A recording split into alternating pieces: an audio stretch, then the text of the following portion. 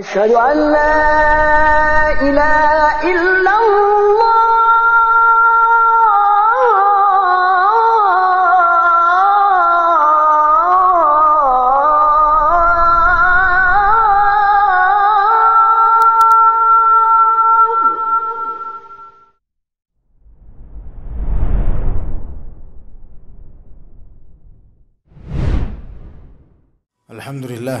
Alhamdulillahilladzi arsala rasulahu bil huda wa dinil haqq liyudhhirahu 'ala ad-dini kullihi walau karihal musyrikun.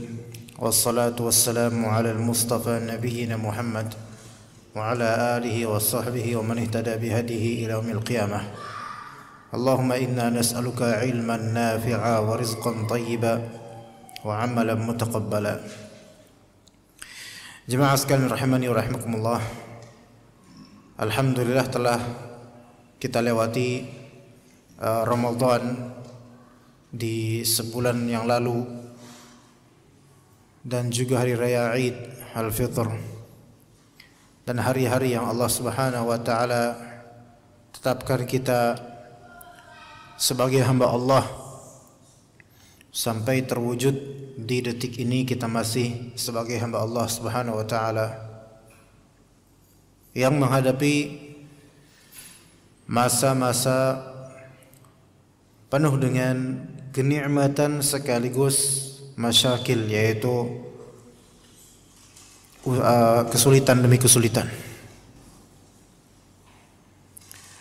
Dan di antara muskilah di zaman sekarang, setelah muskilah atau permasalahan klasik yaitu syirik, permasalahan harta haram, jemaah sekalian. Permasalahan harta haram. Karena memakan harta haram, lebih-lebih riba, itu sangat berefek kepada jiwa seseorang. Dan betapa banyaknya kita saksikan orang-orang yang menolak tauhid, menolak sunnah. Di antara penyebabnya adalah harta haram. Imma haram, imma syubhat, imma dunia minimal lah. Kalaupun tidak kita katakan haram, minimal dunia tujuannya. Makanya makanan itu penting, jemaah. Dan apa yang kita makan, kita konsumsi, kita koleksi, itu akan ditanya min aina iktasabahu, dari mana dia mendapatkannya.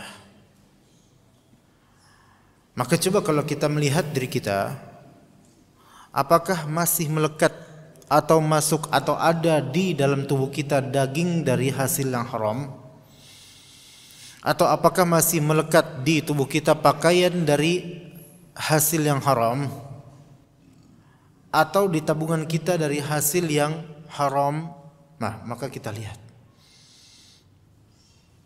Mungkin setelah kita pelajari diri kita dan lembaran-lembaran masa lalu kita dapatkan iya, masih ada dan bahkan mungkin banyak nisbat yang haram dari penghasilan kita atau tabungan kita.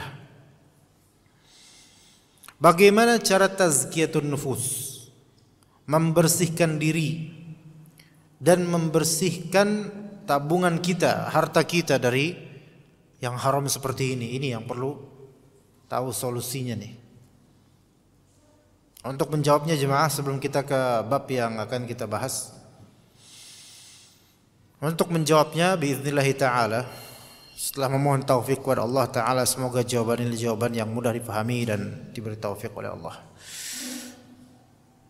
Sebelum kita membersihkannya, pahami baik-baik bagaimana para ulama membedakan antar harta haram. Ya, dan ini yang kita maksud adalah dari segi yang penghasilan atau dari hasil yang haram. Dari hasil atau penghasilan haram. Ya. Saya enggak mengatakan masalahnya harta haram secara zat seperti babi misalnya. Enggak ada di sini pelihara babi, kita enggak bicara itu. Atau di antara sampean ada yang koleksi khamr, anak pikir enggak ada. Atau melihara anjing, itu haram, enggak ada. Bukan itu yang kita sedang Maksud kalau seperti itu urusannya mudah. Tinggal ya dibinasakan saja itu kan binatang. Enggak, yang saya maksud di sini adalah penghasilan haram. Apa yang kita miliki dari hasil yang haram atau tabungan dari pekerjaan haram. Ya. Maka para ulama membedakan menjadi dua klasifikasi, jemaah. Dua klasifikasi.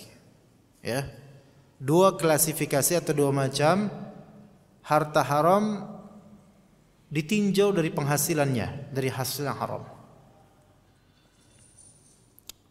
Ya. Ada dua macam. Yang pertama, harta tersebut konteksnya dari kezaliman atau ketidakrelaan satu sama lain. Harta hasil perbuatan zalim, menzalimi orang. Menzalimi orang. Itu yang pertama. Ya. Arti menzalimi orang, kita dapat harta ini tanpa kerelaan pemiliknya. Ini gampang ya. Contoh apa? Ya nyolong, korupsi, nilep, ngambil pakaian jemuran orang. Nah, mana ada orang jemur pakaian mahal lagi kemudian dicolong. Ada nggak yang ridho? Nggak ridho. Ini zalim. Ini pertama. Kedua, kelas yang kedua, model yang kedua, harta yang didapat secara haram tetapi sukarela, sama-sama merelakannya. Ya, yang kedua nih ya, sama-sama merelakannya. Tafadhol, contohnya apa ya, ikhwan? Contohnya apa? Riba. Orang yang bertransaksi riba, baik riba hutang atau riba model lainnya, rata-rata ridho nggak? Rata-rata ridho.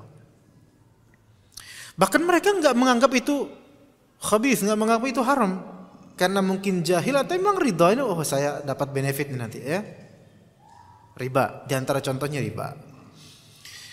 Di antara contoh lagi menjual barang yang ternyata haram. Menjual barang yang ternyata haram, sama-sama ridho nggak? Sama-sama ridho. Ya, sama-sama ridho. Menjual barang yang haram, sama-sama ridho. Iya.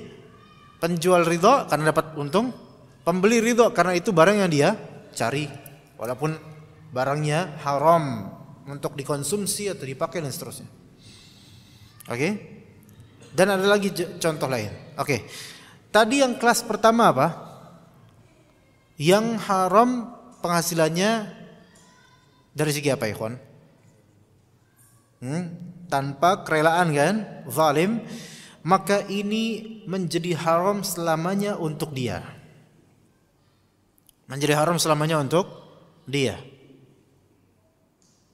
Sampai kapan? Selamanya hingga dia mencari ridha pemiliknya. Ya, mencari ridha pemiliknya. Begitu. Itu pun kalau pemiliknya ridha, maka udah nggak masalah tuh harta. Kalau pemiliknya nggak ridha, maka wajib dikembalikan. Kalau pemiliknya nggak ketemu, wajib tetap dikembalikan. Nggak ketemu, nggak ketahuan mana pemiliknya, ya udah sedekahkan itu. Apa kemana sedekah? Sedekahkan atas nama pemiliknya atau dengan niatan untuk pemiliknya. Dalilnya yang kata Nabi SAW, man kanat indahu mazlamah, siapa di antara kalian, di antara seorang nih yang memiliki mazlamah, kezaliman terhadap pihak lain, falyuhallilhu, maka hendaklah dia sekarang cari kehalalannya. Gimana contohnya? Misal kita pernah korupsi. Nah, ini yang korupsi yang sulit ini. Ya, ini yang korupsi nggak usah ngomongin itulah. Yang biasa aja, sekitar kita aja, ya. Nauzubillah min dzalik. Ada seorang nyolong motor, curanmor, beat, ya. Lagi seru-serunya banyak orang yang lagi ngincer, ya. Dia dapat. Haram tidak itu? Haram. Apakah itu haram secara zat? Artinya motor itu haram, bukan motornya, tetapi perbuatan dia dan hak motor itu haram atas dia. Ya. Haram sampai kapan? Selamanya. Karena dia ngambil secara zalim. Ada nggak orang rela diambil motornya? Kalau ada, boleh daftar itu. Nggak ada. Taib. Maka si maling ini, apa yang harus dia lakukan kemudian supaya dia tidak terkena hisab yang berat di hari akhir? Balikin itu motor. Imma dia balikin, atau kalau dia suka tuh motor, datengin ke pemiliknya. Afwan, saya waktu itu yang nyolong motor sampean, saya minta kehalalan, boleh enggak motor sampean buat saya? Kalau ternyata kata dia, tafadhol akhi, jazakallah khair, tafadhol. Dan ini cerita yang enggak mungkin terjadi. Ya kalau itu terjadi, ya kelas punya dia. Tapi saya pikir enggak bakal begitu. Wah, ini dia nih malingnya. Mak, nih malingnya mau. Gebukin mati dia. Atau enggak mau cara gitu, balikin motornya, udah sih yang penting itu. Kalau bensinnya kepake, balikin bensinnya, karena bensinnya nyolong juga dia kan, udah make bensinnya juga kan berkurang, balikin kalau bisa full tank. Ya. Wah, nanti pas pemiliknya pas nemu di depan rumahnya, weh motor dibalik, bensinnya full tank. Ini bukan maling pasti nih, dia emang pengen ngisi bensin kita, cuman minjem dulu. Nah mungkin gitu. Maka udah, dan dia harus taubat kepada Allah Taala. Oke, itu satu ya. Jadi kalau zalim, nilep dan semisalnya, zalim sampai kapanpun enggak halal. Sampai dia dihalalkan oleh pemiliknya atau dikembalikan ke pemiliknya dengan keadaan atau nominal yang seutuhnya ketika dia nyolong itu atau zalimi itu. Itu yang kelas pertama tuh. Yang kelas 2 nih. Kalau yang pertama jelas ya, semua orang juga sebenarnya tahu. Biasanya kalau masa kezaliman nyolong itu semua tahu kalau misalnya ini gak boleh zalim, makanya haram. Yang kedua ini, ketika mendapatkan harta tersebut dari hasil dengan cara saling satu sama lain ridha, antara diminkum. Biasanya transaksi ribawi biasa, baik dari segi hutang, riba hutang ya, atau riba dari segi mudharabah. Investasi misalnya ada ribanya dengan mematuk wajib setiap bulan harus penghasilan dapat untung saya sebagai investor misalnya 1 juta, enggak, ini riba. Atau hal lainnya dari jenis-jenis atau model-model riba. Haram.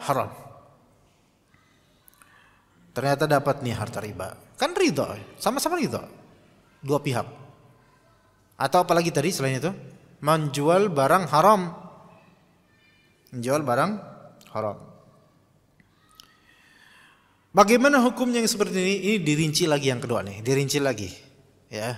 Boleh jadi kita pernah menjual barang haram, boleh jadi. Boleh jadi kita punya warung jual barang haram, boleh jadi enggak? Banyak enggak? Banyak. Nah, di sini bagaimana cara membersihkannya, jemaah? Penghasilan yang didapat dari menjual barang haram tersebut atau dari riba. Maka di sini dirinci.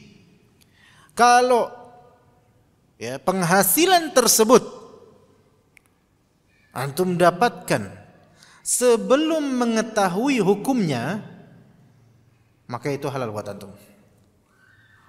Sebelum mengetahui hukumnya, maka itu halal buat antum. Antum tidak diwajibkan untuk langsung membuang semuanya atau memiskinkan diri, enggak wajib.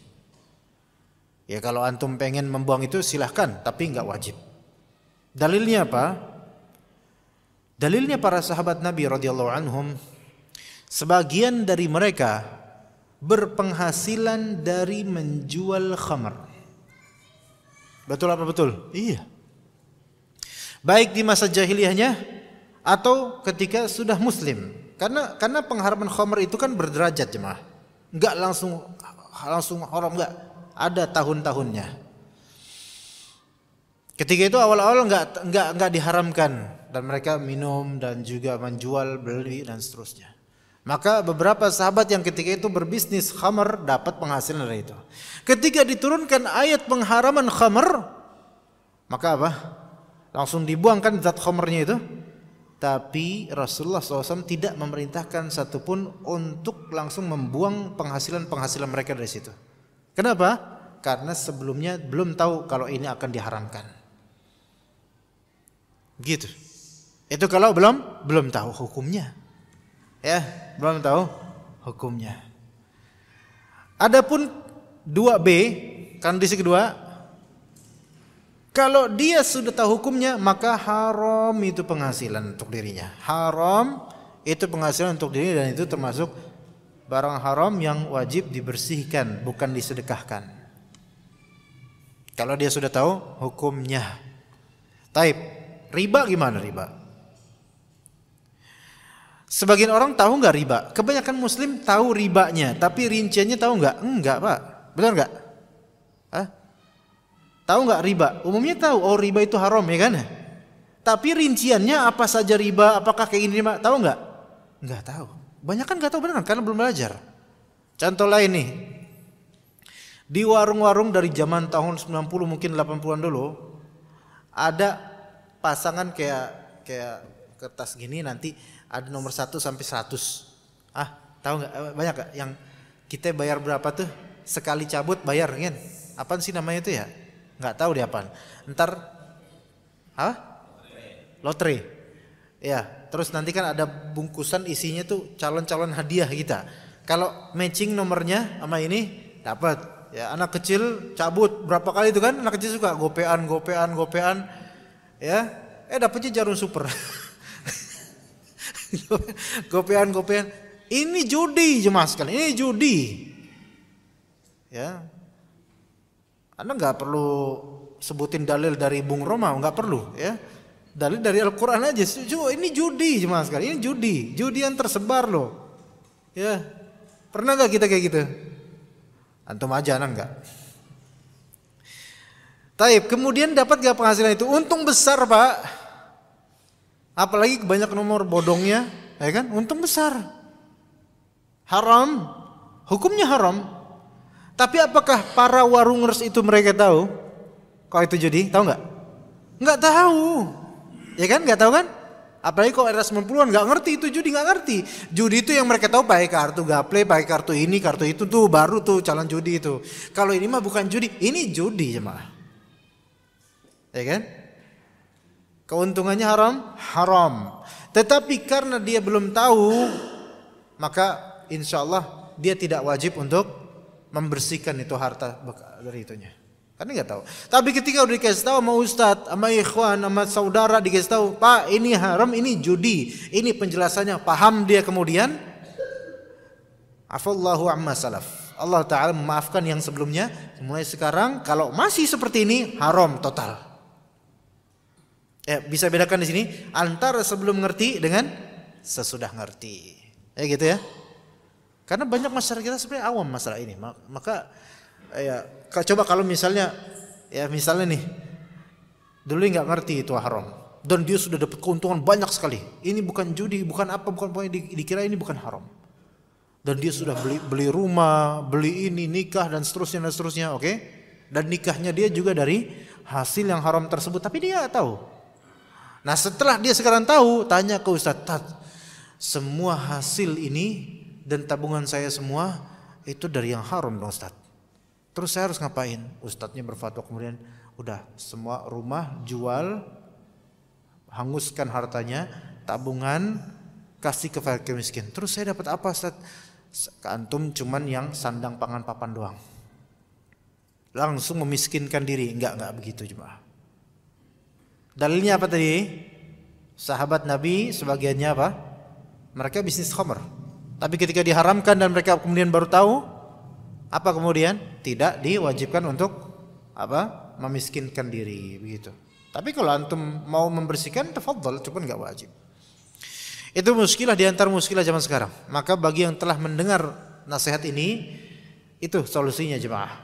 Ya, kalau memang ternyata belum tahu tadinya, maka semoga Allah maafkan. Tapi setelah tahu, haram untuk kembali meminang uang-uang tersebut. Tapi kita lanjut ke masalah syirik. Ada permasalahan yang kadang menjadi lecutan pertanyaan di benak, yaitu permasalahan apakah syirik kecil diampuni atau tidak. Kalau nggak taubat, syirik kecil diampuni atau tidak. Kita sepakat, syirik yang maksud syirik ini syirik besar. Kalau belum bertaubat sebelum wafat, kemudian wafat dalam keadaan masih memelihara syirik besar, maka Tidak diampuni oleh Allah dengan dalil innallaha la yaghfiru ay yushraka bih wa yaghfiru ma duna dzalika liman yasha.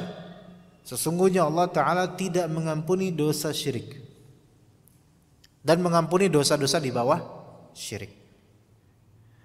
Nah, pertanyaannya yang tadi kita sebutkan, apakah syirik kecil juga masuk ke kategori yang tidak diampuni oleh Allah Ta'ala atau cuman syirik besar saja? Oke, dari sini paham gak ikhwan? Syirik kecil contohnya apa? Contoh, riya ya, bersumpah dengan selain nama Allah, ya, sum'ah, mencari dunia dengan amalan akhirat, ya, itu bisa syirik kecil bisa. Oke, sampai sini paham? Tawakal kepada selain Allah tapi masih ngerti, masih yakin bahwasanya Allah yang mengatur segalanya, ini juga syirik kecil, ya. Jadi kalau ada seseorang nih, dia lagi sakit qadarullah di pandemi ini, dan dia menyerahkan kesembuhan betul-betul hatinya itu ke dokter. Dia tahu, yakin Allah yang menyembuhkan semuanya, tapi dia tuh betul-betul manjanya dengan mengatakan, ini dokter, tolong dong dokter, tolong. Ya, hatinya bertambat ke dokter bahwa saya dokter ini nih bisa nih insya Allah nih, tapi dia yakin Allah yang memampukannya. Ini syirik kecil. Dan betapa mungkinnya orang yang sakit seperti itu, saking apa? Kurang imannya, kurang ilmunya, dan sakitnya dia. Ini syirik apa? Syirik kecil, Pak. Ya. Maka apakah yang seperti ini kalau tidak bertaubat darinya, kemudian mati dalam keadaan masih menabung dosa syirik kecil, apakah dia diampuni dosa tersebut, syirik kecil tersebut atau tidak? Paham masalah? Paham sampai sini gambar, Pak? Contoh lain apa? Contoh lain riya, ini yang paling banyak. Iya. Dan riya itu bentuknya banyak, jemaah. Apalagi sedang berbicara ini susah juga ini untuk menangkal hal seperti ini. Ya. Misal saja kalau riya ini diantara contohnya. Ternyata misal saja kajian ini banyak akhwatnya misalnya. Kemudian ustaz mempesonakan diri dengan masya Allah supaya akhwatnya terkesima dan seterusnya. Riya enggak? Tapi insya Allah mudah-mudahan doakan bukan ana, insya Allah. Sono di Zimbabwe mungkin ya. Ya. Atau ikhwan sendiri datang ke kajian, ya misalnya sengaja dekat pintu yang biasa akhwat bertebaran dan gentayangan di sana misalnya. Ya. Sengaja biar kelihatan si fulan ngaji gitu. Riya bukan? Mungkin ini riya. Ya anggaplah ini riya. Syirik kecil. Syirik kecil ya. Taib. Muskilahnya kemudian enggak berselang lama wafat itu tanpa taubat dari syirik kecil. Kegambar enggak masalahnya? Apakah dia bakal diampuni apa enggak tuh? Ada maksudnya ada posibilitas diampuni atau enggak bakal diampuni sebagaimana syirik besar? Tentu kita sepakat bahwasanya syirik kecil ini enggak mengeluarkan dia dari Islam, jelas itu ya. Beda dengan syirik besar, auto kafir lah gitu kalau misalnya belum tegak atasnya hujjah. Tapi kalau misalnya syirik kecil, ini enggak masuk, enggak keluar dari Islam, enggak keluar dari Islam. Kita baca dulu. Jadi kalau permasalahan udah jelas tuh ya, nanti kita refleksikan. Terjadi khilaf, kata Ustaz Firanda, terjadi khilaf di kalangan para ulama. Apakah syirik kecil juga tidak diampuni berdasarkan keumuman ayat 48 dari surat An-Nisa? Sebagian ulama memandang bahwa ayat ini mencakup syirik kecil. Ibnu Taimiyah rahimahullah berkata, wa qad yuqalu asy-syirku la yughfar minhu syai'un la akbar wa la asgharu ala muqtada umumil Qur'an. Bisa jadi dikatakan bahwa syirik tidak diampuni sama sekali, mau itu syirik besar, mau itu syirik kecil, berdasarkan keumuman ayat Al-Qur'an. Maksudnya tidak diampuni sama sekali kalau pelakunya belum bertaubat sebelum wafatnya. Adapun kalau pelakunya bertaubat sebelum wafatnya baik dari syirik besar atau syirik kecil, maka taubatnya insyaallah diterima oleh Allah. Jadi ini kasusnya bukan yang sudah taubat, kasusnya yang belum sempat taubat, mati duluan. Padahal dia masih nabung dosa syirik kecil. Itu muskilahnya, masalahnya. Kemudian kata beliau, Wa in kana sahibu syirkil asghar yamutu musliman lakinna syirkahu la yughfaru lah bal yu'aqabu alaih wa in dakhala ba'da dzalikal jannatah. Meskipun pelaku syirik besar ini meninggal dalam kondisi muslim, sepakat kita? Afwan, salah tadi, salah kalimat. Meskipun pelaku syirik kecil apa besar tadi ngomongnya? Yang benar, meskipun pelaku syirik kecil, pelaku riya, pelaku sum'ah, mencari dunia dengan amal akhirat dan tawakal kepada selain Allah tapi masih menganggap Allah Ta'ala mudabbir, pelaku seperti ini meninggal dalam kondisi muslim, sepakat ya? Enggak kafir kan dia? Enggak kafir, karena syiriknya dia bukan syirik besar melainkan syirik kecil. Oke? Meskipun orang ini meninggal dalam kondisi muslim, akan tetapi syirik kecilnya tidaklah diampuni. Itu kata siapa? Syekhul Islam Ibnu Taimiyah. Dan dia akan dihukum karena syirik kecil tersebut. Meskipun iya karena dia muslim, setelah itu dia masuk surga, tapi dibersihkan dulu gara-gara dosa syirik kecil. Ini menurut siapa? Syekhul Islam Ibnu Taimiyah rahimahullah. Kata Ustaz Firanda hafizallah, maksud dari syirik kecil tidak akan diampuni adalah satu, ia harus diletakkan dalam mizan keburukan, timbangan keburukan. Jadi perbuatan syirik kecilnya yang tidak diampuni ini diletakkan dalam timbangan dosa-dosanya, itu pasti menurut beliau Syekhul Islam Ibnu Taimiyah dan lainnya. Atau bisa juga maknanya dia harus diazab, akan kena azab. Namun tentu azabnya tidak kekal. Kenapa? Karena syirik kecil ini tidak mengeluarkan dia dari Islam. Dia masih muslim, makanya tidak kekal azab buat dia. Kalau memang dia azab gara-gara syirik kecil. Kenapa? Karena masih muslim dan dia akan kembali ke surga nanti. Allah Ta'ala kembalikan ke surga. Nah, hal ini berbeda dengan dosa-dosa yang lainnya, atau berbeda dengan dosa-dosa besar yang lainnya. Syirik kecil termasuk di antara dosa-dosa besar. Dan ada dosa-dosa besar lainnya selain syirik kecil. Tapi menurut sebagian ulama, dosa syirik kecil ada perbedaan khusus dia dibandingkan dengan dosa besar lainnya. Ini menurut sebagian ulama. Dosa syirik kecil ada perbedaan dibandingkan dengan dosa besar lainnya. Tapi ini menurut sebagian ulama. Dibedakannya di mana? Sebagian ulama mengatakan dibedakannya dari segi dosa syirik kecil kalau enggak ditaubatkan tidak akan diampuni. Artinya dihukum dulu nanti ini orang. Itu dosa syirik kecil menurut sebagian ulama. Adapun dosa-dosa besar selain dosa syirik kecil masih ada posibilitas diampuni, selagi pula masih ada posibilitas tidak diampuni, terserah Allah. Faham di sini, ikhwan? Ada seseorang ini contoh aja untuk kita refleksikan dan tanzil pendapatnya Syekhul Islam Ibnu Taimiyah rahimahullah.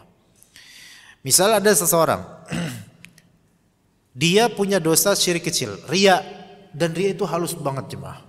Riya. Di samping itu dia punya dosa lainnya. Contoh misalnya ghibah. Ya. Dosa besar. Syirik kecil dosa besar juga, ya kan? Nah, ternyata setelah berbuat syirik kecil, habis itu ghibah, wafat dia. Gak enak banget ya. Habis dosa syirik kecil, habis itu ngibahin orang, wafat. Ya Allah. Kronologinya itu kesian banget. Apa boleh buat, gitulah ceritanya. Nah, kemudian pertanyaannya, dia nggak sempat taubat. Baik nggak sempat taubat dari dosa syirik kecilnya dan atau maupun nggak sempat taubat dari dosa gibahnya. Pertanyaannya, satu. Menurut kalau kita pakai pendapat Syekhul Islam, apakah dosa syirik kecilnya diampuni? Menurut pendapat Syekhul Islam, enggak diampuni. Ya, enggak diampuni. Oke? Dosa syirik kecilnya tidak diampuni, dosa riyanya tidak diampuni. Pertanyaan kedua. Kan tadi habis dosa syirik kecil, habis itu dia melakukan apa?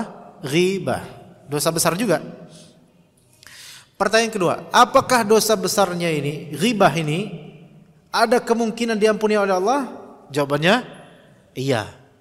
Ada kemungkinan diampuni, ada kemungkinan juga tidak diampuni. Artinya diampuni atau tidak urusan diserahkan kepada Allah Ta'ala. Adapun dosa syirik kecilnya ini ada kabarnya dari ayat tidak diampuni dia karena dia nggak sempat taubat. Gimana, paham ikhwan di sini?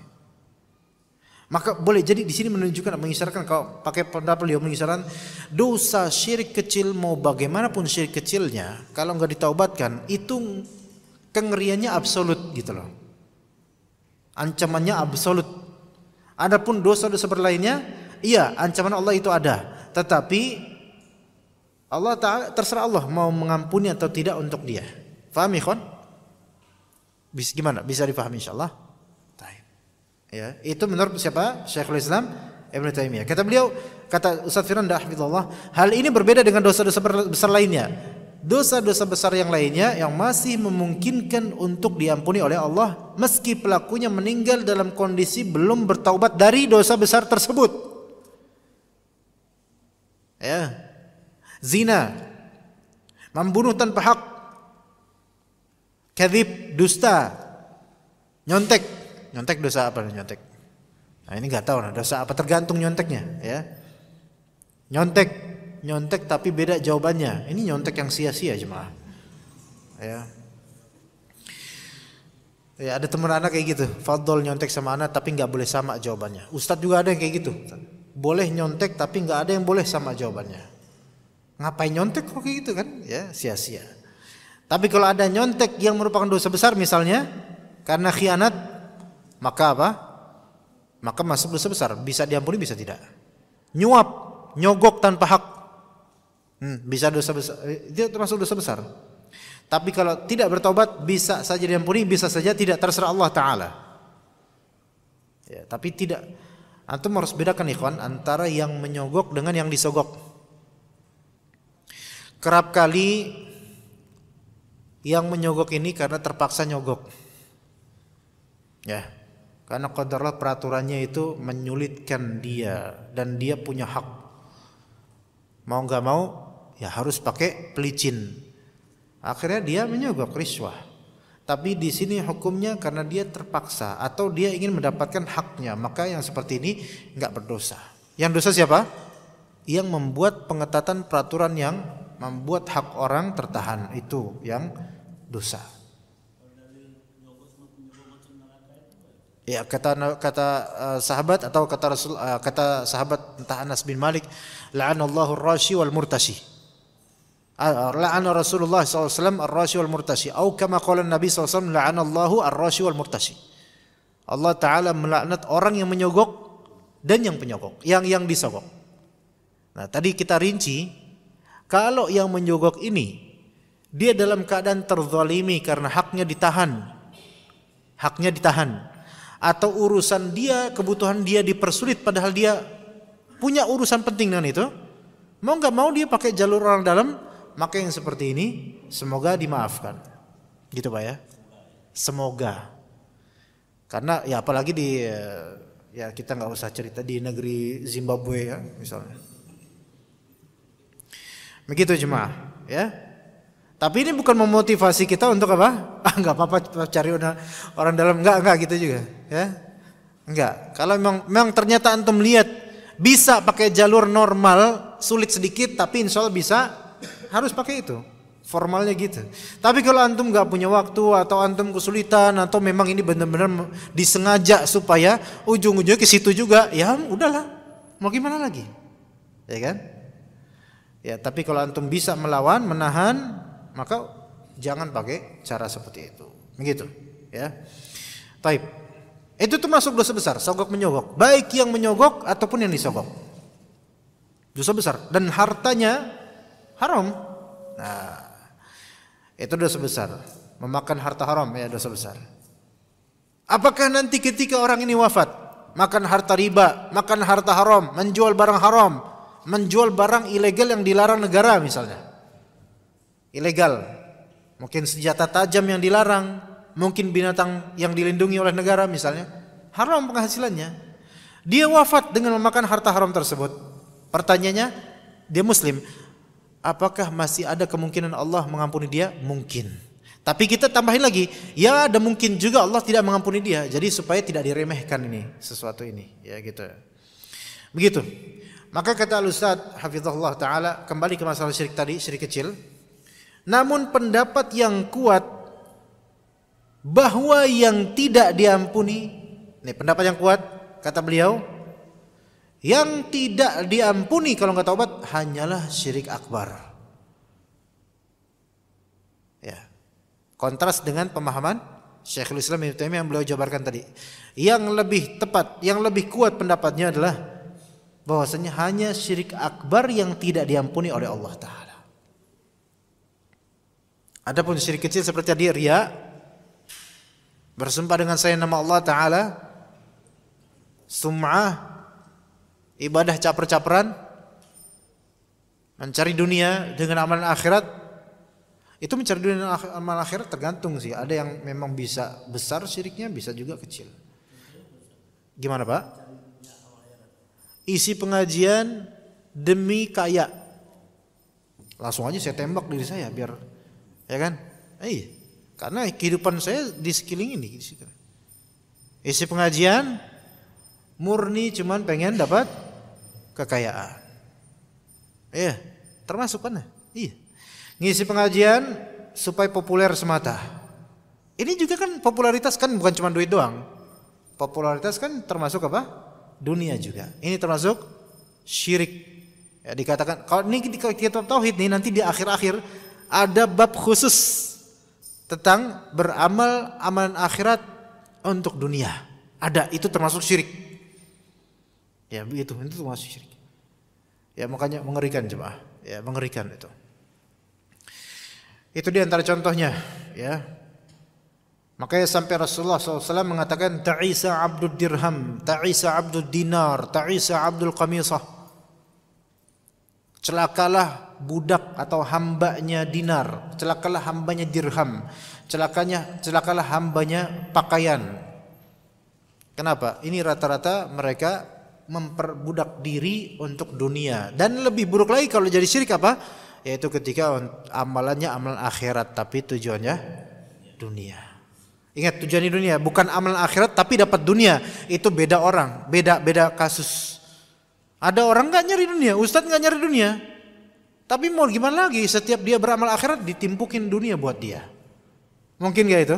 Coba aja antum jadi ustadz. Insya Allah nggak ada yang hadir, ya. Namun pendapat yang kuat bahwa yang tidak diampuni hanyalah apa? Syirik akbar, kata beliau, hafizahullah. Meskipun lafal kesyirikan dalam ayat termasuk lafal umum dalam ayat innallaha la yaghfiru ayyushraka bih. Ya. Namun ini disebut oleh para ulama al-'am urida bihil khas. Umum tapi maksudnya diinginkan darinya khusus. Umum tapi dimaksudkan darinya khusus. Contoh di firman Allah lainnya nih. Kata Allah Ta'ala, am yahsuduna an-nasa ala ma atahumullahu min fadlih. Apakah mereka orang-orang musyrik atau ahli kitab dengki kepada manusia lantaran karunia yang Allah telah berikan kepadanya?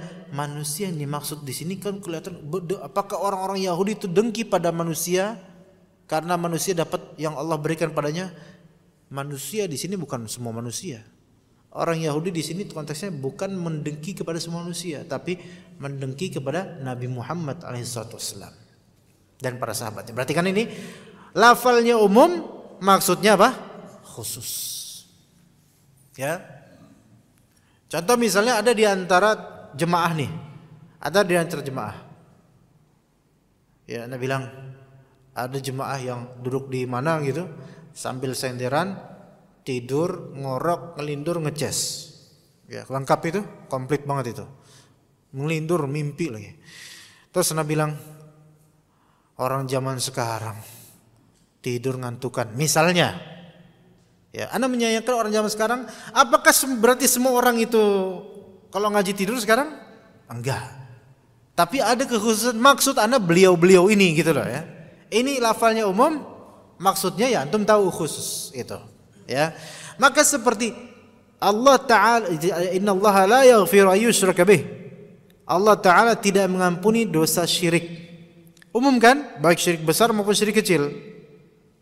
Tetapi ketahuilah maksudnya di syirik ini adalah syirik besar. Enggak semua jenis syirik gitu. Itu maksudnya. Ya. Demikian pula firman Allah Subhanahu wa taala, "Alladzina amanu wa lam yalbisu imanahum bidzulmin ulaika lahumul amnu." Ya. Orang-orang yang beriman dan tidak mencampur adukan iman mereka dengan kezaliman, mereka akan mendapatkan keamanan karena mereka beriman dan enggak mencampur adukan iman mereka dengan kezaliman. Lafal zalim, kezaliman kan umum, orang pahamnya gimana? Wah, maksiat pun zalim sebenarnya. Maksiat itu adalah kezaliman, menzalimi diri sendiri minimal. Ya. Makanya para sahabat kemudian bertanya, ya Rasulullah, siapa di antara kita yang enggak pernah berbuat zalim? Semua dari kita pasti pernah berbuat zalim, karena sahabat memahami ayat ini bizulmin, zulm lafalnya umum ya Rasulullah. Gitu kan? Tapi kemudian Rasulullah menjelaskan bahwasanya lafal zulm ini memang umum lafalnya, tetapi maksudnya adalah apa? Syirik. Ya. Zalim itu kan banyak, ikhwan. Zalim itu ada syirik, ya kan? Syirik itu zalim. Bid'ah zalim enggak? Zalim karena kita mengadakan sesuatu yang tidak ada dalam Islam, tidak menempatkan sesuatu pada tempatnya. Kemudian maksiat zalim enggak? Zalim. Nyolong zalim enggak? Zalim. Makan harta haram zalim, dan seterusnya. Semua keburukan kezaliman gitu. Lah kalau misalnya orang yang beriman dan tidak mencampur adukan iman mereka dengan kezaliman, mereka akan dapat keamanan. Semua dari kita pasti pernah berbuat zalim. Namun Rasulullah jelaskan maksud dari zalim di situ adalah syirik. Ini berarti apa? Lafalnya umum, maksudnya khusus, yaitu apa? Zalim. Beda ya. Jadi ada istilah dalam balaghah atau usul fikih, bahkan di keseharian kita pun kadang begitu. Lafalnya umum tapi maksudnya khusus. Maka di ayat surat An-Nisa, innallaha la yaghfiru ayyushraka bih, Allah tidak mengampuni dosa-dosa syirik. Ini yang dimaksudkan darinya bukan syirik seluruhnya, melainkan syirik akbar, syirik besar, gitu. Ya. Di antara dalil yang menunjukkan menguatkan bahwasanya syirik kecil belum ditaubatkan, insyaallah masih ada kemungkinan diampuni, walaupun ada kemungkinan tidak diampuni. Beda dengan syirik besar. Di antara penguatnya adalah yang pertama, kata beliau, lafal syirik digunakan dalam Al-Quran kebanyakannya itu konteksnya syirik akbar, jemaah. Nah, ini yang perlu kita fahami tentang bagaimana bahasa Al-Quran. Ya, apalagi menghikayatkan tentang kisah-kisah umat-umat terdahulu. Zamannya Nabi Nuh, zamannya Nabi Syuaib, zamannya Nabi Musa, zamannya Nabi Isa, sampai zamannya Nabi Muhammad. Ketika dimutlakkan dalam Al-Quran syirik ya, maka umumnya konteksnya itu berlaku untuk syirik akbar dalam Al-Quran. Biasanya begitu ya, ini yang perlu dipahami baik-baik. Bukan dalam konteks syirik kecil. Rata-rata rincian tentang syirik kecil itu ada di hadis. Coba antum cari aja. Dalil-dalil syirik kecil rata-rata di hadis. Coba aja. Rata-rata di hadis. Coba di antara sabda Nabi SAW, ketika beliau keluar rumah, para sahabat sedang ngobrolin tentang Dajjal. Maka kata Nabi SAW, mau gak saya beritahukan sesuatu yang lebih saya takutkan terhadap umatku daripada kemunculan Dajjal terhadap mereka. Kemudian, ya boleh ya Rasulullah, silakan ya Rasulullah. Kata beliau, asyirkul khafi, syirik yang tersembunyi, syirik yang terselubung. Seperti apa itu? Yaitu seseorang mempercantik sholatnya karena ada pandangan manusia terhadapnya. Ini masuk ke dalam kekufuran akbar sampai keluar dari Islam enggak, Pak? Enggak. Riya enggak? Riya ini riya. Keluar dari Islam enggak? Enggak. Masih muslim mukmin dengan kefasikan dia dalam berbuat syirik kecil itu. Ini di antara contoh syirik kecil yang dicontohkan oleh Nabi SAW. Di Al-Quran tidak disebutkan hal-hal seperti ini. Jadi syirik kecil rinciannya sering di hadis Nabi SAW. Lebih-lebih di athar riwayat sahabat dan tabi'in banyak penyebutan seperti itu. Syirik kecil. Jadi kalau di Al-Quran pembahasan syirik itu kerap kali dimaksudkan dari apa? Syirik besar, gitu ya, syirik besar. Itu alasan yang pertama. Ya, jadi kata beliau kemudian lafal syirik digunakan dalam Al-Quran kebanyakannya adalah tentang syirik besar. Maka kita membawakan lafal syirik dalam ayat ini yaitu An-Nisa, surat An-Nisa, innallaha la yaghfiru an yushraka bih. Itu kita bawakan kepada penggunaan standarnya di Al-Quran, yaitu maksudnya adalah syirik besar, syirik akbar. Kedua, konteks surat An-Nisa ayat 48 yang tadi kita berulang-ulang kita sebutkan, sesungguhnya Allah tidak mengampuni dosa syirik. Itu ayat 48. Jika diperhatikan ayat-ayat sebelumnya, itu konteksnya berkaitan dengan ahlul kitab. Ahlul kitab di sini mereka orang-orang kafir. Dan ahlul kitab ini mereka sebenarnya pelaku syirik besar, Pak. Baik dari segi mereka menghina, mereka menyelewengkan agama Allah, mereka menyelewengkan hukum-hukum Allah Ta'ala, dan sebagian dari mereka malah menyembah selain Allah Ta'ala, syirik akbar. Jadi perbincangannya, mihwarnya di ayat 47 sebelum ayat 48 itu tuh tentang syirik besar. Contoh kata Allah Ta'ala ayat 47 surah An-Nisa, ya ayyuhalladzina utul kitaba aminu bima nazzalna musaddiqan lima ma'akum min qabli an natmisa wujuhan fanaruddaha ala adbariha aw nal'anahum kama la'anna ashabas sabti wa kana amrullahi maf'ula. Wahai orang-orang yang telah diberi Alkitab. Sok siapa yang diberi Alkitab? Yahudi dan Nasara. Azan apa nih? Mereka musyrik, mereka berbuat syirik, ya mereka berbuat syirik. Baik rububiyah atau uluhiyah. 1 menit lagi, Pak. Wahai ahlul kitab, berimanlah kalian kepada yang telah kami turunkan dalam Al-Quran, yang membenarkan kitab yang ada pada kalian sebelum kami mengubah wajah-wajah kalian. Lalu kami putar ke belakang dan kami kutuk mereka sebagaimana kami telah mengutuk orang-orang yang telah berbuat maksiat pada hari Sabtu. Ada tuh Ashabus Sabt, ya. Wa kana amrullahi maf'ula, dan ketetapan Allah lah ya pasti berlaku. Itu alasan kedua.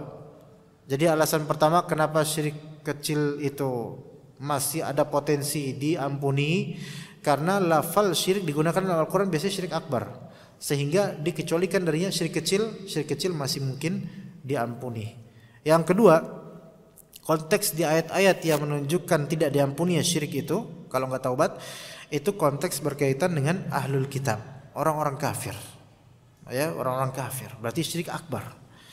Yang ketiga, ayat ini diakhiri dengan firman Allah, "Wa may yusyrik billahi faqad iftara itsman 'azima." Barang siapa yang berbuat syirik kepada Allah, maka sungguh ia telah berbuat itsman mubina, berdosa yang sangat besar. Juga wa may yusyrik billahi faqad dhalla dhalalan ba'ida. Barang siapa yang berbuat syirik pada Allah, maka sesungguhnya ia telah tersesat sejauh-jauhnya. Ancaman di kedua ayat ini, di akhir kedua ayat ini, karena di surat An-Nisa 2 kali ada lafal innallaha la yaghfiru an yushraka bih wa yaghfiru ma duna dzalik, 2 kali. Dan ending-endingnya itu juga menunjukkan syirik besar. Berarti ini menjadi penguat bahwasanya yang tidak diampuni setelah wafatnya adalah syirik besar. Adapun syirik kecil yang tidak ditaubatkan kemudian wafat, maka ada 2 posibilitas, dan itu terserah Allah. Kita tidak bisa menghakimi, ya enggak?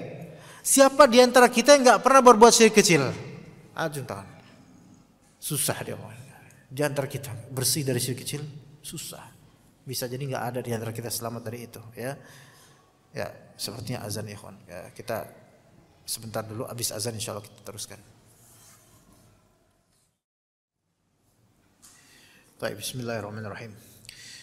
Alasan yang keempat jemaah sekalian, yaitu berkaitan dengan sababun nuzul terhadap ayat An-Nisa 48, yaitu ayat innallaha la yaghfiru an yushraka bih wa yaghfiru ma duna dzalika liman yasha. Sesungguhnya Allah Ta'ala tidak mengampuni dosa syirik besar dan mengampuni dosa-dosa di bawah syirik besar, dan di antara dosa yang di bawah syirik besar adalah syirik kecil dan dosa-dosa besar lainnya.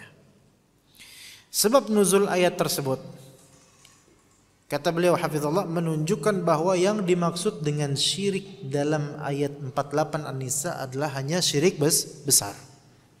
Ibnu Umar berkata, kunna nujibu li ahlil kabairin nar. Kami dahulunya memastikan pelaku dosa besar masuk neraka. Pahami baik-baik jemaah. Pahami dengan baik, jangan sampai salah paham. Jangan sampai salah paham. Tuh lihat para sahabat mereka berpemahaman Khawarij. Enggak. Sebentar, pahami baik-baik. Kunna nujibu li ahlil kabairi an-nar. Dulu tadinya kami memastikan pelaku dosa besar pas mati nggak taubat pasti dia bakal masuk neraka. Ingat, pasti dia bakal masuk neraka karena apa? Dosa besarnya. Ya. Dan kalimat ini tidak bisa dipahami bahwasanya beliau mengkafirkan. Enggak. Maksudnya kami dulunya memastikan pelaku dosa besar masuk neraka tapi masih muslim. Ya, beda dengan Khawarij ya. Kalau Khawarij pelaku dosa besar kafir langsung. Kalau Mu'tazilah pelaku dosa besar enggak taubat, enggak kafir, enggak muslim, manzilah maida manzilatain, tengah-tengah di akhirat dia kekal abadi di neraka. Beda. Ini bukan Mu'tazilah, bukan Khawarij. Ini Ahlussunnah wal Jamaah, ini sahabat Nabi, mereka belum memahami ketika itu, mereka memastikan pelaku dosa besar wafat tanpa taubat masuk neraka pasti. Itu pemahaman pertamanya, kata siapa? Ibnu Umar. Hatta nazalat hadhil ayatu 'ala Nabi sallallahu alaihi wasallam. Sampai turun kemudian ayat berikut kepada Nabi, innallaha la yaghfiru ayyushraka bih wa yaghfiru ma duna dzalika liman yasha. Sesungguhnya Allah taala mengampuni Sesungguhnya Allah taala tidak mengampuni dosa syirik besar dan mengampuni dosa-dosa di bawah syirik besar. Mana? Maka ketika turun itu, fanahana Rasulullah sallallahu alaihi wasallam an nujiba li ahadin min ahli dini an-nar. Maka setelah itu turun ayat itu, Rasulullah pun melarang kami untuk memastikan seorang pun dalam umat Islam ini masuk neraka. Enggak boleh kita pastikan dia. Faham jemaah? Ya. Enggak boleh kita pastikan dia masuk neraka karena dosa besarnya saja. Enggak boleh dipastikan. Ya justru baiknya kita apa? Doakan supaya Allah mengampuninya. Gitu ya ikhwan ya. Kalau ada seseorang pelaku dosa besar, tapi dia muslim, kita tahu keislamannya karena dia rajin sholat, tapi kita tahu dia pemakan riba, kerja di lembaga keuangan ribawi, jelas konvensional, jelas dia, manajernya bahkan. Artinya haram sampai kita nggak mau dapat hadiah dari dia misalnya. Wafat dia dalam keadaan seperti itu. Dan nggak menyempatkan taubat padahal dia tahu itu haram. Ya kita katakan itu dosa besar, mengerikan. Tapi boleh kita bilang ini fulan masuk neraka nih fulan nih. Boleh? Enggak boleh. Kalau dibilang terancam masuk neraka, iya. Terancam masuk neraka dengan mengatakan fulan masuk neraka, iya beda. Cuman ya sebaiknya kita doakan rahmat. Semoga Allah mengampuni dia gitu. Tapi dulu di zaman sahabat awal-awal enggak gitu. Yang ketahuan ini belum taubat dari ini, ya pasti ke neraka ini. Dulu sampai ayat ini tiba. Ayat ini Allah Ta'ala turunkan kepada Nabi Muhammad. Maka Nabi Muhammad melarang, jangan pastikan siapapun dari kaum muslimin untuk dosa-dosa besar mereka keluar dari Islam atau masuk neraka. Jangan pastikan. Karena apa? Maksud Nabi adalah masih ada posibilitas diampuni dari dosa-dosa besar itu. Dalam riwayat lain Ibnu Umar berkata, "Mazilna numsiku 'anil istighfar li ahli al-kaba'ir hatta sami'na min fi nabiyyina sallallahu alaihi wasallam yaqul inna Allah tabaraka wa ta'ala la yaghfiru ay yushraka bih wa yaghfiru ma dun dzalika liman yasha." Kami tadinya terus-menerus tidak atau kita menahan diri dari memohonkan istighfar untuk pelaku dosa besar yang sudah wafat. Kita enggak istighfarin buat dia. Kita enggak minta ampun buat orang yang pelaku dosa besar wafat. Kita minta. Biarin aja dia masuk neraka nanti. Sampai kemudian kami mendengar dari mulutnya Nabi SAW ayat tadi. Sesungguhnya Allah Ta'ala tidak mengampuni dosa syirik, maksudnya syirik besar, dan bisa mengampuni dosa-dosa di bawahnya. Hal ini kata Ustaz menunjukkan bahwa jika ada pelaku dosa besar yang meninggal dalam kondisi syirik akbar, ya, maka boleh dipastikan masuk neraka dan tidak boleh dimohonkan istighfar baginya. Adapun selain itu, syirik akbar kan, orang pelaku dosa besar yang meninggal dalam kondisi syirik akbar, maka boleh dipastikan masuk neraka dan tidak boleh dimohonkan istighfar baginya. Dia pelaku syirik besar dan dia tahu, gitu loh. Ya. Contoh syirik besar apa jemaah? Minta kepada mayit atau tawasulan kepada mayit dan menganggap mayit itu punya kuasa. Ini bisa syirik besar. Menyembelih ya untuk roh mayit di kuburannya, persembahan untuk mayit fulan, ini juga syirik besar. Persembahan juga untuk jin, syirik besar. Ini kekufuran. Maka kalau dia udah paham itu syirik besar tapi tetap aja melakukan itu, dan dia udah paham, mungkin insya Allah udah paham, maka dia bukan muslim. Maka dikatakan sih boleh dipastikan masuk neraka dan tidak boleh kita istighfar buat dia. Adapun selain itu, selain orang yang melakukan syirik besar, maka boleh dimohon ampunkan dan tidak boleh dipastikan masuk neraka. Contoh di antara dosa besar adalah syirik kecil, ya enggak? Di antara dosa besar adalah syirik kecil. Taib. Sekarang kalau kita katakan orang yang syirik kecil, siapapun yang melakukan syirik kecil dan dia belum bertaubat, maka dia manzilahnya seperti orang yang berbuat syirik besar, dalam artian tidak diampuni oleh Allah dan tidak layak untuk diistighfarkan, dimintaan ampunan. Pertanyaannya jemaah, kok kayak gitu prinsipnya? Siapa di antara kaum muslimin sekarang yang lepas dari syirik kecil? Sok, ada Pak? Susah. Diri kita sendiri, baik sampai ustadznya sampai awamnya, siapa di antara kita bebas dari itu? Dan kita nggak tahu kapan kita mati, dan kita nggak tahu ketika melihat ada jenazah nih mayit muslim, dia mati apakah sebelum matinya dia bertaubat dari syirik kecil atau belum? Nggak tahu kan? Dan mungkin kita lihat selama hidupnya dia suka pamer, suka ria, kelihatannya ria gitu loh. Pamer ibadah, songong dan seterusnya. Wah, dia nih kayaknya nih melakukan syirik kecil nih. Dia pernah bersumpah dengan selain nama Allah Ta'ala, syirik kecil. Dah, gak usah dituin, gak usah gak usah diistighfarin. Enggak, kalau kayak gitu mah gak ada muslim yang selamat kalau kayak gitu jemaah. Ya maka wallahu alam, yang lebih tepat wallahu alam, ini pendapat sebagian ulama juga, dan ini kebanyakan ulama insyaallah, bahkan ini merupakan pendapat seluruh ahlu tafsir.